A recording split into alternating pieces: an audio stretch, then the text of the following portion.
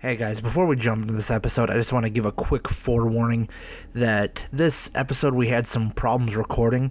So you'll notice partway through early on that the quality kind of jumps real quick. So it's because we were having problems with our recording software and we had to jump to a backup. So you'll notice a small difference in the quality. And before we jump in, meaning I didn't tack it on the end of the episode, I just want to give everyone a heads up quick that you can follow us at Atlanta Sea Colony on all social medias, which would be Facebook and Instagram and Twitter, and you can find us on atlantaseacolony.com and also colonizetheocean.com. Anyways, guys, thank you for joining us on this episode, and enjoy. Welcome to Colonize the Ocean podcast, where we discuss oceanic colonization, exploration, and education with your hosts Adam Jewell and Brendon Traxler.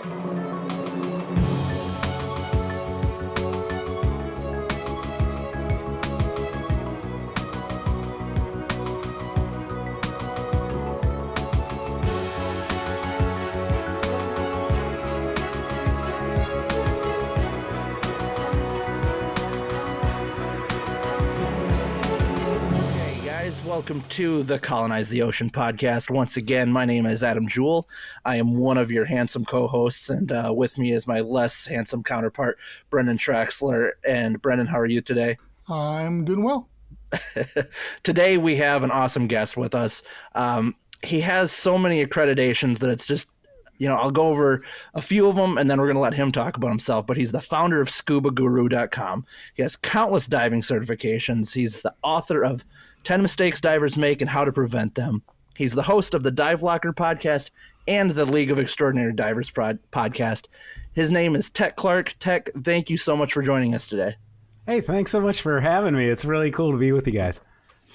So, Tec, tell us, your background and how you kind of came to be. Like I said, you have so many different qualifications, so many certifications when it comes to scuba and diving, and you just have this vast education. So tell me kind of your history and how you got to all the milestones that you've reached so far. Yeah, well, it started as a kid. I was just gazing into the water all the time off my grandfather's fishing boat, and instead of bringing the fish up and watching them kind of go through their last gasps, I wanted to be down there with them. And that was a passion of mine since I was as young as I can remember. And so snorkeling and skin diving and free diving were all parts of what I grew up with down here in South Florida as a kid. So I was always around the ocean. I began my first diving right off the beaches here of Lauderdale by the Sea at the age of 12. Then went through my scuba certification classes and then became an advanced diver. Then I went to the University of Florida and I had to drop a golf class. And I'm sitting there and these guys are saying, hey, would you like to take scuba? I'm like, hey, I'm already a scuba diver. And they said, well, what level are you at? And we get down to it, and I sign up for the the assistant instructor course at the University of Florida. And that literally was the start of my kind of passion of what it meant to take people underwater and show them what the underwater world was, teach people how to dive, supervise divers. And so that started me. So I became an instructor at the University of Florida. That was 1988, a long time ago. And with that, it was on from there. I borrowed the money from my mom, and she said it's always something you could fall back on, thinking it would be just this side gig. And it turned out to be my career. So I went on to work for the University of Florida Academic Diving Program. I ran it as the managing director, then went to the YMCA National Scuba Program where I was an intern, then a couple years later ran up the ranks and became the national director. So I've had a lot of things along the way, worked with Broward Sheriff's Office, doing dive rescue, and then also being a forensic dive accident investigator. And then ultimately where I'm at now which is with the Nova Southeastern University, with their academic diving program, where I direct that, and we're a very large academic diving program. And then, as you already said, I got a couple podcasts out there and SCUBAGuru.com. So yeah, I've had a pretty distinguished career. It's been really awesome, but the best part is that I do what I love. I do diving, and that's just the coolest thing ever. how did you realize that you could turn this passion into a career? Like, at what moment were you thinking, this doesn't have to be a side gig. This can be my main source of income. This can be what I do with the rest of my life. It really was never a flash moment like that. I remember sitting in my instructor training course and a guy came in and he said, I sat in these very seats, and if you told me someday I would own one of the largest dive shops in Florida, I would tell you you're crazy. And I sat there and I listened to that and I thought the exact same thing. There's no way I'm going to go anywhere other than, enjoying this time here at the university, and maybe I'll meet some girls. And so that was about it, right? But then our mentor at the University of Florida, he was like, "You guys don't understand how good you are. You all need to do things. You need to write for SCUBA magazines. You need to speak at SCUBA conferences." And so we wouldn't have done it other than that our mentor was pushing us in these areas. And sure enough, we wound up doing that, myself, my colleagues. But then I took a real passion towards it. And that was what opened up doors. And once doors started to open, because you had a platform, people heard you, people knew, who you were and what you have to say, and that you got a all right head on your shoulders. And, it started to open doors, and that's what happened. And one thing would lead to another, and I'd go, oh, wow, look at that. That's pretty cool. And that was the stair-stepped approach that my career took. Yeah, I was going to say one follow-up on that is interesting to me is, one of my passions is people fulfilling their vision and their dreams. So with that in mind, what is something you could say to somebody that maybe listening to this and they enjoy scuba diving, but they want to do more? And what steps would you give them, or what would you say to them to maybe give them that little extra oomph to pursue that? The biggest thing that I can say is to continuously learn and continuously engage. And the one thing that it's going to do the most in that area is if you engage with others that are at levels higher than you.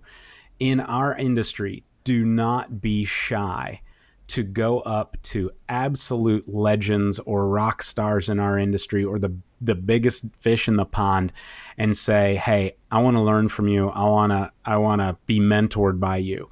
It's very flattering to people, and they'll kind of go, well, I was that way too.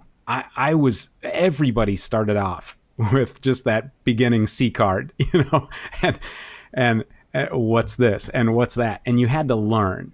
And a lot of times we learn by the expertise of others, especially in a sport that is like ours, new equipment, new technology, new standards, new everything that comes along. And how do we keep abreast of that?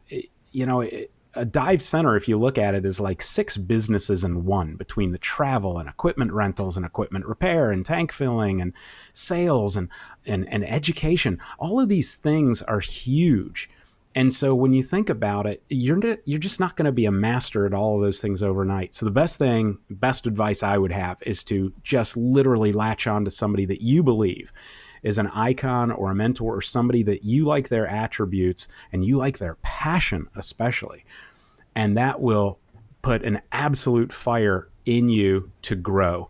But you have to have that in you. You have to be a sponge to soak in what other people have to offer. Don't want to segue too far on that, but when you're talking about having the largest dive shop in was it Southern Florida, or is it all of Florida? The guy that was at our instructor course, it was all of Florida. Yeah, he had one of the largest ones in Crystal River. So, what was it like working for an organization of that size?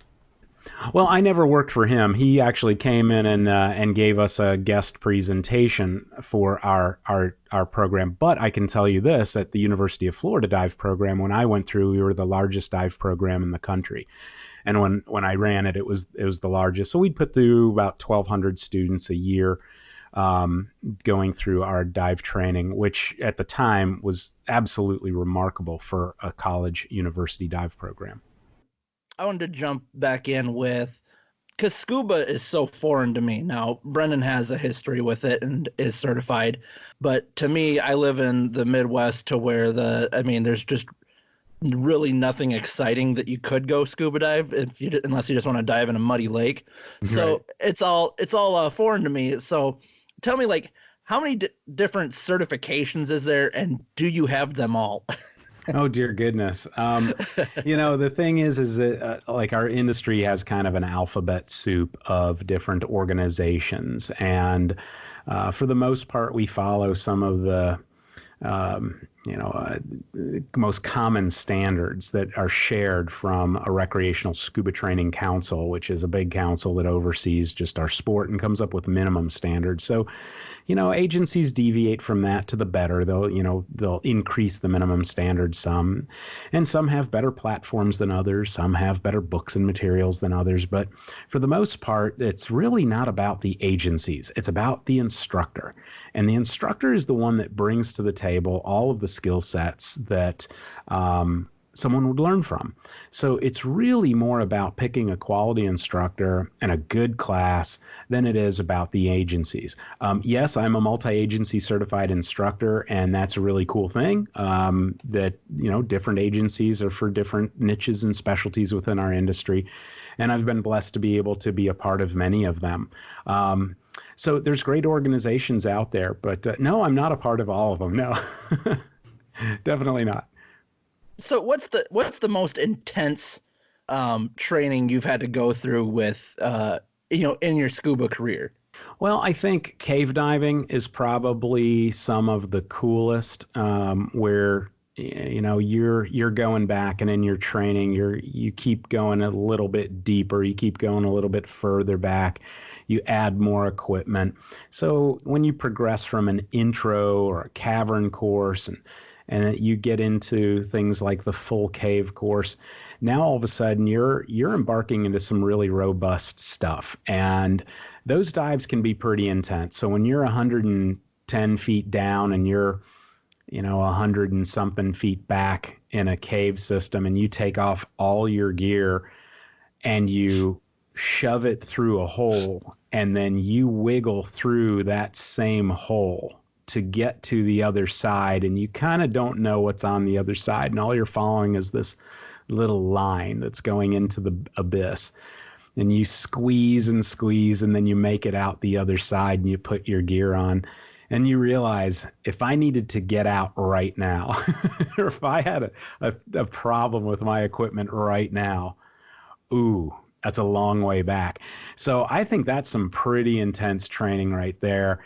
And then I would have to say, being a public safety diver, that was also really intense, where we're having to jump into canals and find cars and, potentially people or weapons or evidence and stuff like that. And you're in some of the worst bodies of water that you can imagine. And you're donning your scuba and you're going to go in. So some of the things that we dive in here in South Florida, the canals and whatnot, make your ponds in the Midwest look like Tahiti. So I would say that's some pretty intense training too. When you're talking about cave diving there, some of the most peace I've ever had was underwater. It's just, there's something about being under, but as soon as you start about cave diving, I could feel my heart beating, the anxiety of that. Exactly. Kudos to you, but I think the claustrophobia and everything like that would just get to me. Yeah, it's definitely not for everyone. And, the older I get, the more I have some sensibilities about me that go risk, reward. Nah, I like fish. We're just going to stay on these reefs out here. That works for me. I just don't. I mean, and I'm going to try to avoid going off on a tangent, but like, I talked to Brendon about this previously, is that I'm a huge true crime junkie, and I had just listened to a podcast about, where was that place, Brendon? Vortex Springs, where the guy went missing in a cave or something like that, and it terrified me. Like he was diving in a underwater cave that he wasn't certified to be in, and like just listening to it, I'm just like, this sounds absolutely terrifying. Yeah. I mean, look, it is to a degree. There's a sobering reality about it. When you are trained and you are equipped and you have all of the right credentials, training, and equipment to do it, it's just like anything else. We're taking the human body that is not meant to be underwater. There's nothing about our bodies that are calibrated to be underwater.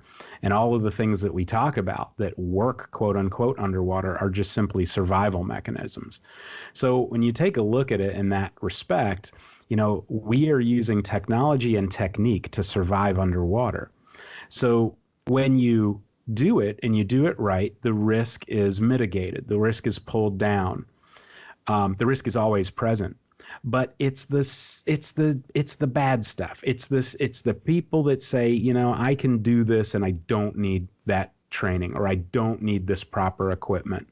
And that's where you go in like a cave system, and you can literally see finger marks on the limestone walls where people had clawed their last breaths in agony to try to get back to the surface or survive. And it's a reminder. So I think that is a really sobering thing that you can see, that just also puts it in perspective. Hey, we're not meant to be down here, so we better darn well do everything that is going to give us the best edge to explore this wonderful environment. So you kind of created a good segue for the next question. You talked about, how, the human body is not meant to do the things that, that you're trying to do. And you talked about the technology and the equipment that you use. Obviously, you've probably used a ton of different types of equipment and just seen a lot of different types of stuff. So what do you kind of see as the future for underwater technology and diving equipment and just underwater tech in general? Oh boy, that is such a huge, it's such a huge question that I don't think I have even the mental capacity to tell you what it's going to do. But I can tell you this: the stuff that Jules Verne mastered, it created, just the thoughts and the sketches and the renderings and the ideas. When we fast forward to where we are today, it's not ludicrous like it was back then. And so when we take a look at what is possible, I think that is where it gets almost confounding of what is possible. We have a big diving show called the DEMA show. It's the Diving Equipment and Marketing Association. It's our big trade show. It's in the United States. We just went this year, and there was a new technology that was a rebreather that, instead of wearing it on your back, it was basically built into a helmet. And that got a ton of buzz because it looked so space aged, and it looked so, almost like from the abyss. And I know you guys were talking about that in your last episode. And that's how it looked. You're like walking around with this helmet. And so you think about what kind of freedom does that have and everything like that. Now, there was a lot of discord at the show about, is this thing safe? Will it work? What are the actual applications to it? What are the hazards? There was tons of questions that were coming out. But at the same time, there's this vision of what this could be like in the future. So I think that's where we really don't know. We simply don't know. And when you look at things like newt suits that are out there to be able to go to, record depths and stay at 1 atmosphere without the compression crushing in, that technology has been around for a long time. Will that be improved? And then you look at rebreathers. That technology has been around for a long time, and it continues to be improved. So as we start looking at all the different things, it's just mind-boggling to think about where we could be. So I could not point to one thing and say this is the future or that's the future.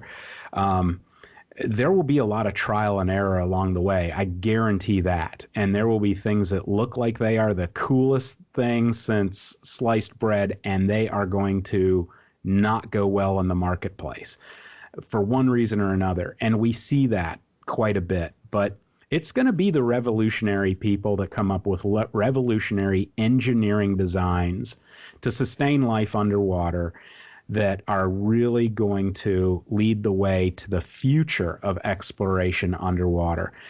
There are so many people right now that are saying, really, can't we get away from these heavy aluminum cylinders on our back? Isn't there a better way? So someday that will change, and our dive boats will look different, and our equipment configuration will look different, and our bottom time will look different. It's just going to need some variations all along the way. You mentioned the helmet. We follow DEMA pretty close as well. Yeah, and so I saw that. I was like, that thing is cool. But my first question was, where's my redundancy with that thing? Right. I was like, it's cool, but I want some redundancy with that thing. Yeah. But you're talking about how the tech hasn't changed for some of it hasn't, some of it hasn't, and we're big on the underwater habitat aspect of the thing, and that. So same thing. The tech hasn't really changed in 60 years for that. Yeah, right. It's one of those things where it's kind of died there for the longest time, except for Aquarius and Jules. There isn't much to show for it anymore. What's your experience with those? Have you been to either one of those locations? Yeah, absolutely. So Aquarius, I've only been free diving on it. So went down and free dove and waved at the people inside and that kind of stuff, and just got some really cool time around the outside of it. It's awesome. It's really cool to see. I would love to see the inside someday. Jules Undersea Lodge, on the other hand, is something that I've had some good time with. In the mid-'90s, I was able to be a part of Scott Carpenter's Man in the Sea program. Yeah. And so I went down there for that, and we did all kinds of the different programs, and one of them was the overnight stay at Jules. And I think that was one of the coolest experiences I've ever had in my career. We were able to, get on the hookah system. You suit up. You barely are kitting up. You're just kind of wearing a harness in the hookah system, a little bit of weight. And then you go through the lagoon and you enter into the old La Chalupa, Chalupa? I think that's the original name. Yeah. Yep. And you enter into it in the bottom, and you come up and you're in the wet room, and you're sitting there like, you're going, this is kind of cool. This is cool. And here's the bunks over on the side, and you got the bathrooms in front of me, and then you got the galley over to the left. And so you hang up all your stuff, you shower off, and then you're in this underwater habitat, right? And you immediately go to the windows, and you're looking at the fish, and you're looking at everything out there. Well, we had a great time. One of the coolest experiences was like, they've got all the videos down there. So we're watching Jaws while we're in a habitat at, 20, whatever it is, 28 feet, something like that. And, you're watching the fish at night because now the light is outside, and you got all the shrimp that are getting attracted to the light. Now the fish are coming to the shrimp. So you got all this entertainment happening. And then for us, they delivered a pizza, which was hilarious. And then one of the other cool things was that when you cook microwave popcorn, this I thought was fantastic. You cook microwave popcorn at depth, and it's popping, it's doing its thing, everything's normal. But the moment that you open up the microwave, your bag of popcorn is shrink wrapped around all of the popped corn. So, because it's under pressure. Sure. Which was hilarious. I had no idea that would happen. And then I think my coolest thing was in the middle of the night, I woke up my buddy and I said, let's go out. Let's go for a dive. And so sure enough, it was 2 a.m, and we go out, we get our mask fins on, put the hookahs on, and we just go cruise the basin at night. And there was a thunderstorm, a really bad thunderstorm up top. And all we did was sit on the bottom of the lagoon and look up at a thunderstorm that was just happening the whole time. It was epic. And then, you go back in when you're done, when you're cold, whatever, and you warm right back up and sleep and wake up the next morning and look at the fish in the floor of your habitat. They're just sitting there because they're hiding, and just hanging out. And it was just one of the coolest experiences I've ever had. I got goosebumps just your energy talking about how cool that is. Somebody, I've been dreaming and designing for 26, 27 years on underwater habitats and what I want to create and all that kind of stuff. So to hear somebody to walk through like that, it's very cool. So thank you for that story. If nothing else out of all this, I mean that for me personally was very cool. It is. It's so cool. And then talking about that, so with that experience, the underwater habitat movement, the seasteading movement seems to be moving forward. There seems to be a lot of push behind that, but there's the underwater people in that underwater realm that are looking to try to colonize the ocean via underwater habitats and stuff like that. It seems to be coming around. There's been tons of designs over the years. Some big ones that have almost puttered out for one reason or the other. Do you see that as a viable future? Is that going to happen, or do you think that is just a pipe dream? I absolutely see it as a viable thing in the future. Absolutely. Absolutely. When we're talking about, Elon Musk putting billions into the exploration, colonization on planets and everything, that's a cool concept. But I think that there's other people that just have a different feeling. And that different feeling comes from what can we explore underwater? What's that like? And what does it mean? I think that when we look at colonization, there's kind of two ways to go with it.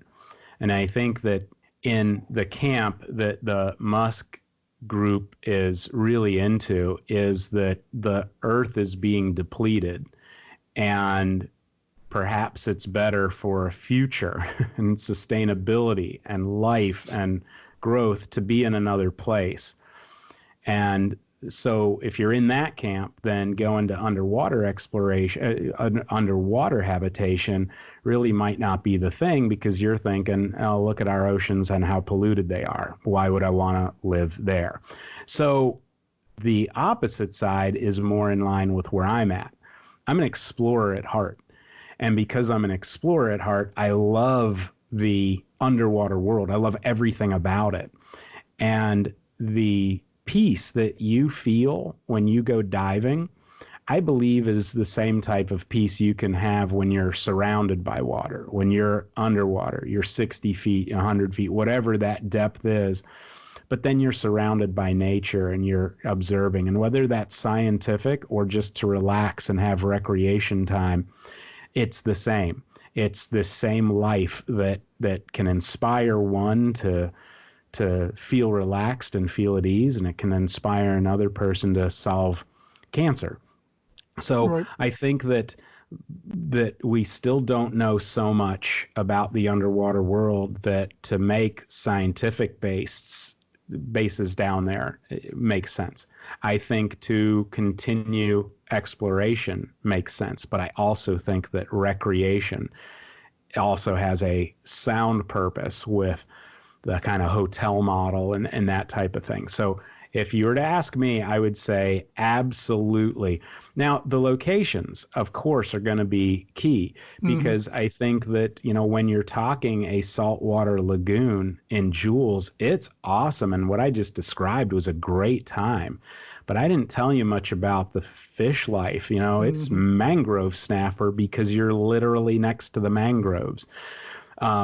Whereas Aquarius, you're out in the ocean, and it's truly reef around the lab. And that's cool. So they're in two different habitats, ecosystems, that is.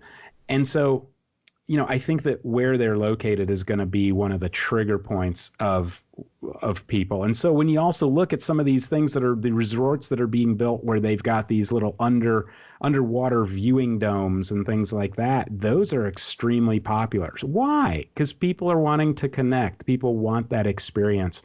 So, I think that in time, what you're going to see is when you look at what's going on with oil rigs and oil platforms out there, they're amazing. The structures and the engineering behind them are amazing.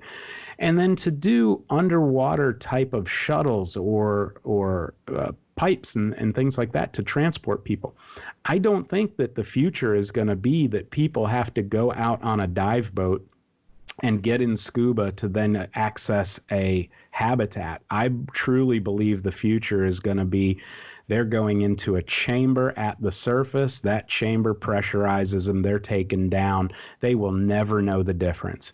And that's really where it's at. And if a person never wants to get wet, they never have to get wet. So I do believe that there is a future in that. It might sound wild. It might sound Jetsons-like, but I firmly believe that there will be.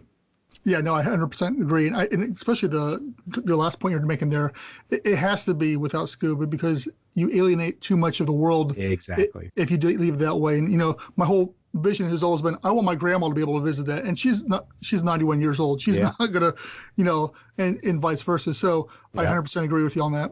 You don't have a lot of faith in your grandma if you're just saying that she can't suit up and get down there, Brendon. So maybe you shouldn't tell her that. Yeah, well, she already told me she doesn't want to go either way. So, and she's not the best candidate. But the point is. Right. Okay, so tell us about your project with Reef Ministries. What's that about?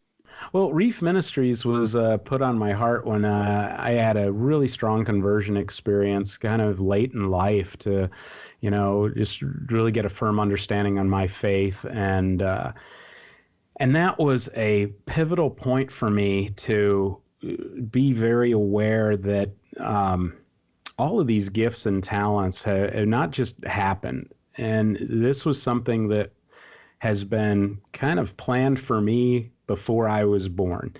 And so when I really raised up in my faith and that became a big part of who I am, I started to realize, wait a minute, since the day I started teaching SCUBA, I had students saying, I feel closer to God underwater than anywhere else on earth. And before I was a believer, I would just high five the person and go, yeah, I know, it rocks, right? That's really cool. That's really cool.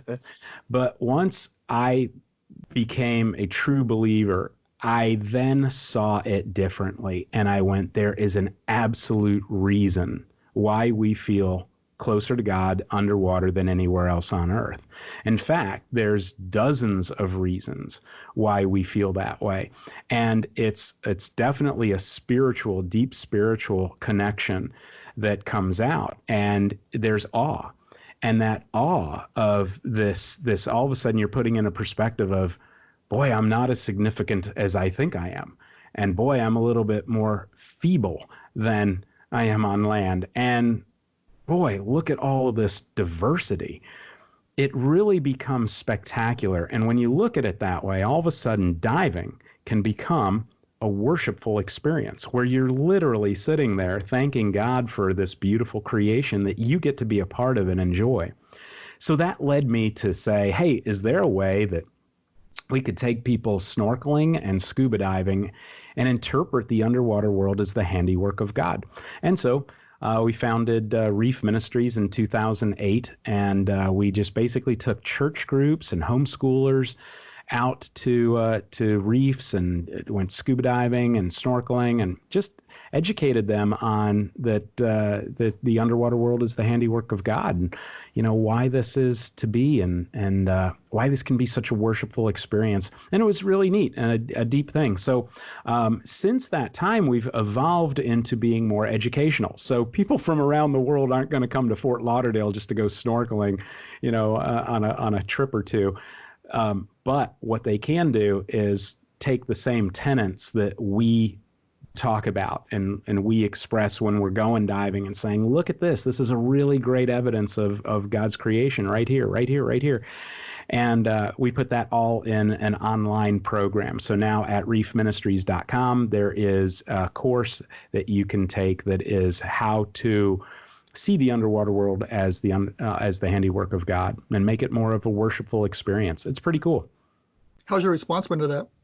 It's been good. I'm not great at marketing, so I wish that I market it better or more. But the people that do get it and do take it, they resound. It resounds well with them, and they come away with that going really cool. And we've had some people even put it up in their dive shops and just have it scrolling on a loop in their dive shop for Very people cool. to see. So yeah, it's been a neat thing to see. We've asked a bunch of questions here that we thought we'd like to know about, but is there anything that that's personal to you, or that you'd like to talk about that maybe we haven't covered, or you might think people might find interesting? No, I think that what you guys are doing is cool and ambitious. And the thing is that if people were to, just a couple decades ago, say we're going to have an electric car and this is what it looks like and this is how it works, and when it takes revolutionary people to make things happen, to share a vision, and then other people get behind that vision. And there can be somebody out there that just is sitting on, fortunes of money, but they have no direction, no passion, no path. And then all of a sudden something kindles a fire in them. And I think that what you guys are talking about with habitation underwater and that type of thing, it really sounds like it almost is too big to happen, and it's not. And it's truly not. And I just think that it's pretty cool the way that you have a passion for it. I can watch things on TV, and I know your episode on the different shows and everything. I can watch those and get like this cozy feeling. Like I want to be in there. Okay, I get that there's monsters around and that their power just went out and, whatever. But I still get this cozy feeling like I myself would love to be in a habitat and go diving whenever I want to go diving. And, there's just something about that just really, really gets to me. When it's Cousteau's birthday every year, I send out a picture, happy birthday, Captain Cousteau. But it's when he's in the lab. I forgot the name of their habitat. The con shelf? Yeah, and I think he's sitting. So they're all at a table. Yep. And they're all drinking, like 4 bottles of wine are on the table, and every one of them is smoking. And you just sit there and you're like, no way. They were really just like drinking wine and smoking cigarettes in a habitat underwater. How cool, I would have loved to have been a fly on the wall in that. Maybe a fly wouldn't have lived there. But anyhow, I would have loved to have been around just to be a part of that. There's something about it that there's a fantasy to it, but I truly believe that we are close to a fantasy like that being realized. I do think that we're close. Very cool. Well, I want to keep Tech around just so like we have people, someone that says nice things about us all the time, because that's kind of nice to have. Well, and I will also agree with Adam that SeaLab 2021 is the coolest show out there. And, and I am going to defend that because I cry. I mean, I literally have tears coming down my eyes. My family shakes their head at me. Yep. And they don't get it. They just walk away and they're like, oh, Dad's watching his stupid show again. And that's what they say. And I'm crying. And I'm like, no, seriously, that guy right there, that guy. And Murphy, literally, this is hilarious. Murphy is the last name of my mentor that I grew up in. Wow. And he was military background, buzz cut, and white hair. That's so crazy. The similarities are great, except that, Hank lost his marbles, whereas my mentor didn't. So, but the similarities are just so funny there on that. But I can't get enough of that show. I love it. Absolutely. The Bizarro episode is my favorite one. Which one? The Bizarro episode. Oh, yeah. Oh, man. So would you put your brain inside a robot body, Tech? Exactly. You're right. It'll be 5 foot tall. Yeah. Exactly. As big as they can. Yeah, and then, just the horrible disfiguration that they do. I love when something goes wrong and somebody breaks something, the way that they are able to make their hands look all wretched or legs or everything. And the person's fine the next episode. It's just hilarious.